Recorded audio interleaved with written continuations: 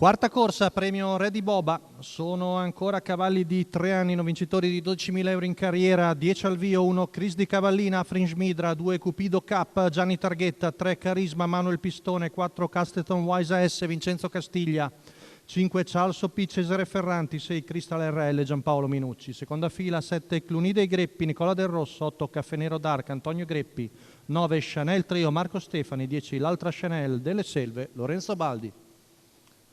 L'errore del numero 2 di Cupido Cup rompe anche Chris di Cavallina.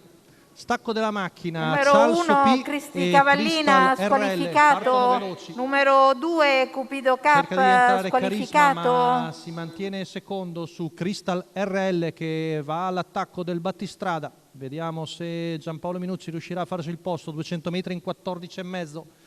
Insiste Crystal RL ma reagisce Charles P. Attacca ancora la Saura, Crystal RL, ma Charles P si difende, viene fuori un secondo parziale ancora addirittura in 13,9, 28,4 i primi 400 metri, ma Charles P difende la testa. Cesare Ferranti, alla fine Giampaolo Minucci si deve adeguare e ripiega secondo con la figlia di Ganymede, dopo 600 metri addirittura in meno di 43.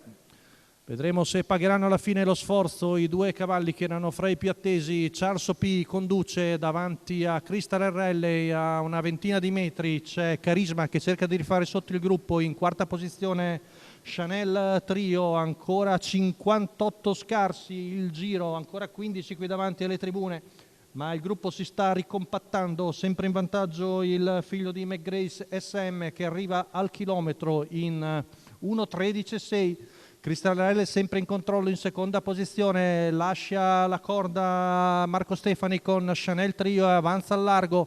Siamo a poco più di 400 metri dalla conclusione, retta di là passata in 14,7, ultima curva, sempre Charles P in vantaggio su Crystal RL in controllo.